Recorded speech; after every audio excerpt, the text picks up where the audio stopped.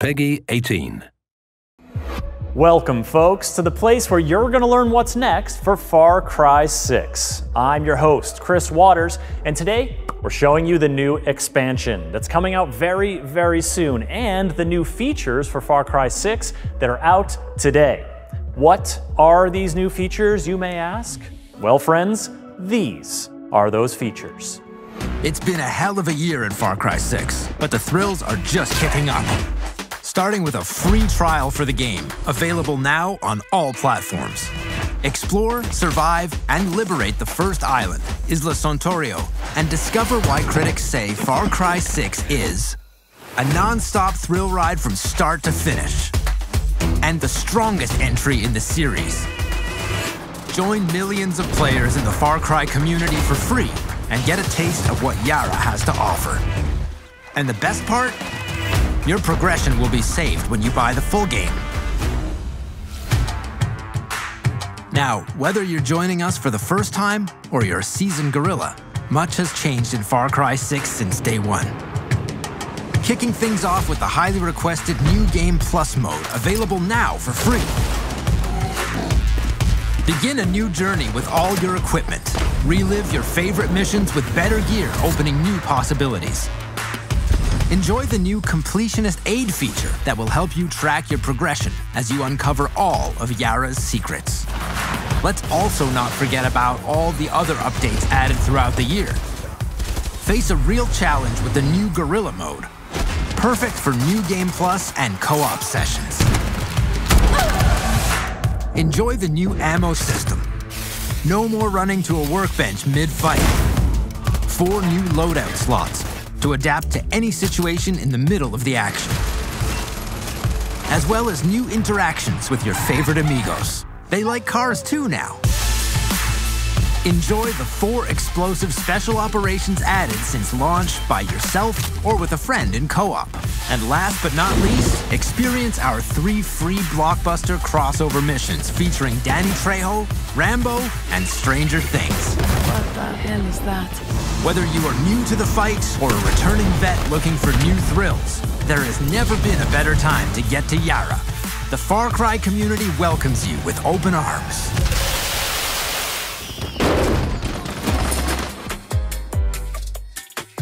It's been a fast-paced and action-packed year on Far Cry 6. We've added a bunch of new features as well as new content. Some of the highlights include the ability to swap your ammo on the fly, switching to that incendiary or AP ammo as the situation demands. Customizable loadouts, allowing you to change out which gear set you're using based on the enemy you're facing. There were some amigos that really should be riding in cars with you that we made sure could, especially folks like Chicharron and Chorizo. You feel so bad when you leave them on the side of the road. They need to come with you in the car. Good dog. So we've got 3 big highlighting features for the Far Cry 6 update today. We have Completionist Aid, which allows players who want to find that last activity or that last collectible a little bit of aid to figure out where they missed that one to get that 100% mark. You still have to find them. You still get that experience, that gameplay, but gives you the ability to hone in on where those remaining elements are. We've got New Game Plus. For those of you who have already finished the campaign who want to come back and try all the new things we've added, experience Far Cry again, bringing your gear with you on this new journey, but rediscovering the world of Yara. And finally, for players who haven't already experienced Far Cry 6, we have a free trial allowing you to play through Isla Santuario, see the opening chapter of Far Cry 6 and Danny's experience in Yara before deciding if you want to continue on. Well, how about that? New Game Plus, Completionist Aid, plus a free trial for Far Cry 6. It's all available for free. Update your game, it'll be in there now. Immediately following this showcase, I'll be playing Far Cry 6 with creative director Ben Hall right here to show off these new features and check them out. I hope you'll stick around. Now, I did mention an expansion, and an expansion you shall have. Here is your exclusive first look at Far Cry 6 Lost Between Worlds.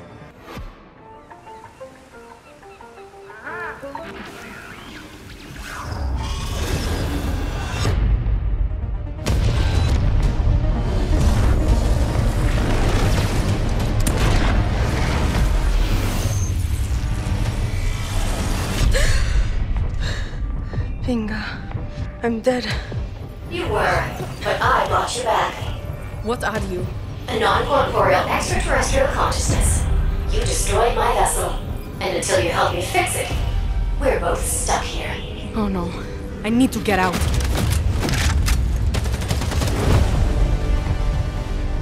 What even is this place? A fractured world. A non-linear progression of rifts. Each a different reality. With different rules, different dangers.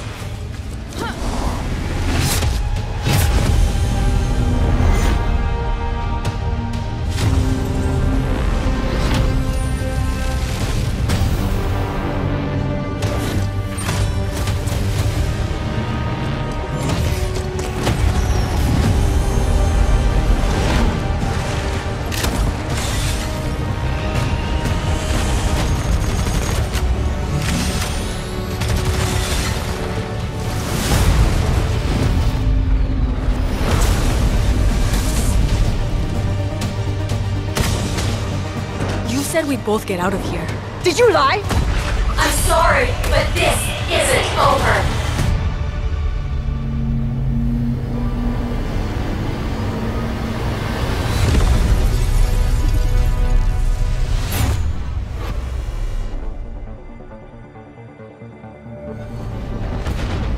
Lost Between Worlds is going to be a new chapter for Dani Rojas and the player, where we're going to take what they know about Yara, and we're going to rip it to pieces, and we're going to fuse it back together again with this extraterrestrial story which throws Dani and the player into these different situations.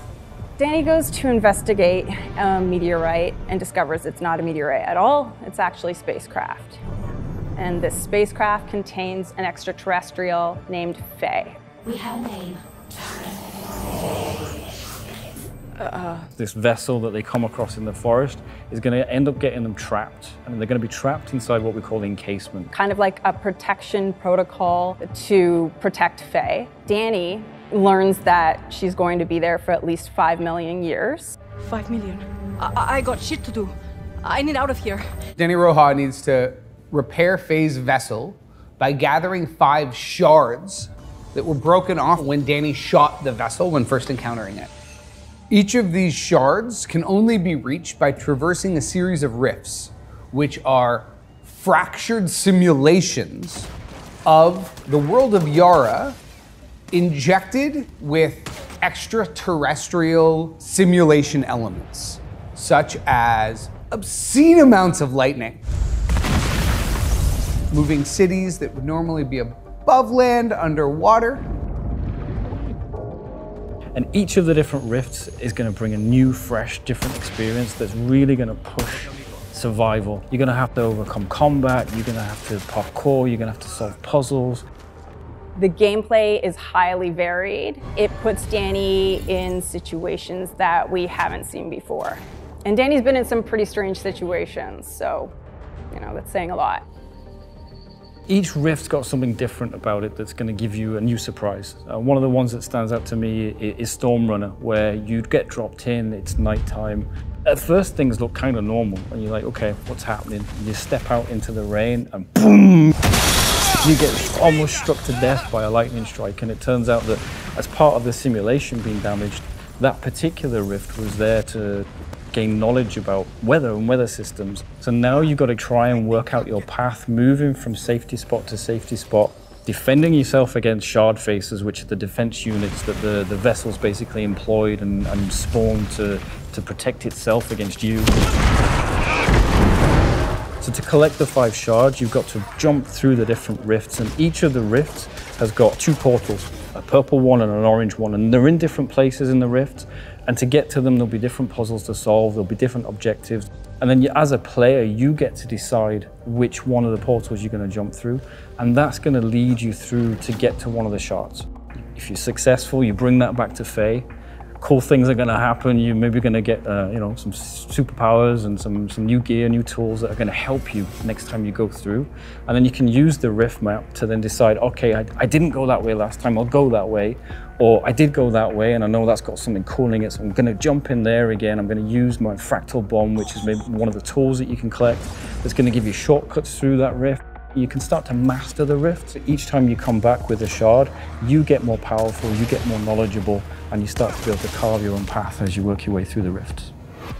We wanted something that was easy to pick up, easy to get into, that develops nuance and depth and encourages mastery over time.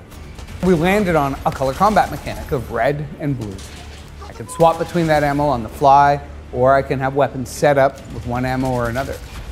And these very simple, straightforward choices allow for the development of strategy and mastery as you learn which enemy archetypes are going to be which color, because they're all either red or blue. There are none that are both. You'll find that certain approaches and strategies are more appropriate for you in that moment. Sometimes you need to stand and fight. Sometimes you need to run and gun. Sometimes you want to stealth. Sometimes you just need to run. We knew there would be accessibility concerns that we needed to tackle.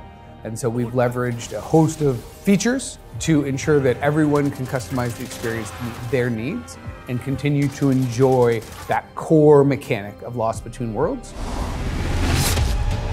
So there will be moments in Lost Between Worlds where you will die. You'll take a wrong turn and you'll end up dropping to your death in a bubbling pool of lava somewhere.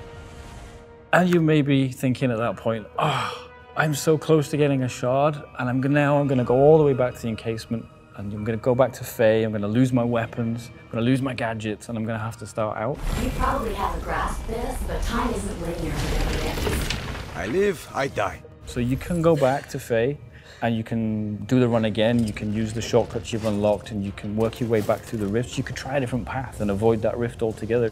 Or you can use what we call glints. So spread throughout the rifts are these small, shimmering, cool things that make this really interesting sound, so they always catch your attention no matter where they are, but quite often they'll be out of the way. So if you go off and explore the rifts and you actually spend time looking in some of the nooks and crannies, those glints then become something that you can use to retry a rift where you are. So you can save your progression by using the glints that will let you retry a rift. So as you play more, you collect more glints, you get more powerful, you find more shortcuts, and each of these different parts make you more powerful and allow you to get quicker and quicker at going off and finding the shards and repairing the vessel. I see. Players are going to have to navigate many of the rifts more than once. And we knew that from the beginning, so we wanted to make sure that there was a development and a growth to that experience. First and foremost, we wanted the rifts to be something players could learn and master. So after you've collected your first shard, you've done a successful run, you've survived, and as part of that scenario, you're going to get a new tool. And those tools include a rift key, a fractal bomb, and a grapple hook.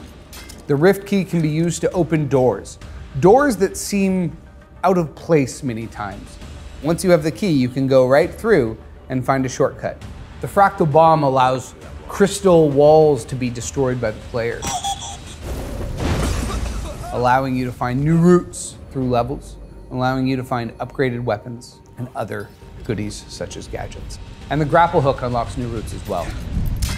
And this is all part of the process of, as you collect shards and you bring them back, you get more powerful. You take new routes through the rifts that you've been through before that give you a new experience.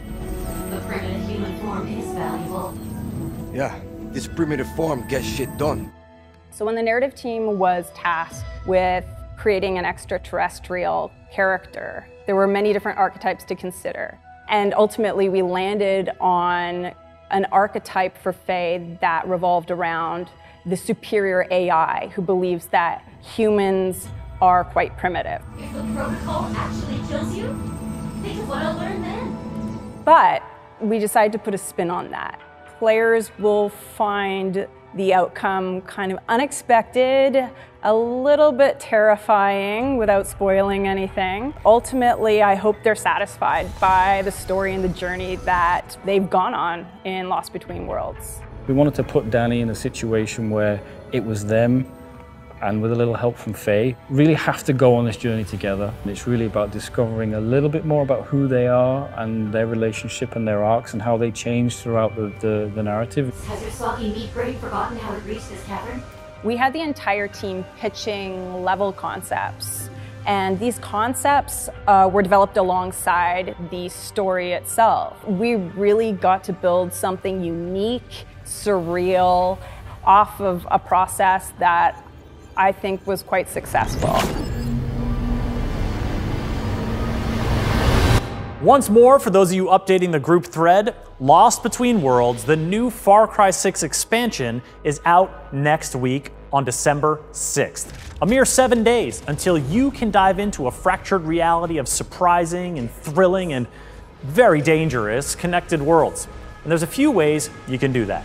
You own Far Cry 6, you pick up Lost Between Worlds for a cool $19.99. That's it, you're in. Or snag the Upgrade Pass, which includes the Lost Between Worlds expansion and the Season Pass, including all the Play as Villain DLCs. That's on sale for just $30. Scenario 3. You don't own Far Cry 6. Treat yourself to the whole kit and caboodle, which is on sale now for 60% off. That's the full game, the Lost Between Worlds expansion, the Season Pass with all the DLC, $50, all in. And that's our show. Far Cry 6 Lost Between Worlds is out on December 6th. We hope you enjoy it. Thanks for watching. And now, the stream continues. Creative director Ben Hall is joining me. We're diving into Far Cry 6 to show off all the new features that were just updated today. What's so plus about a new game plus? We're gonna find out together.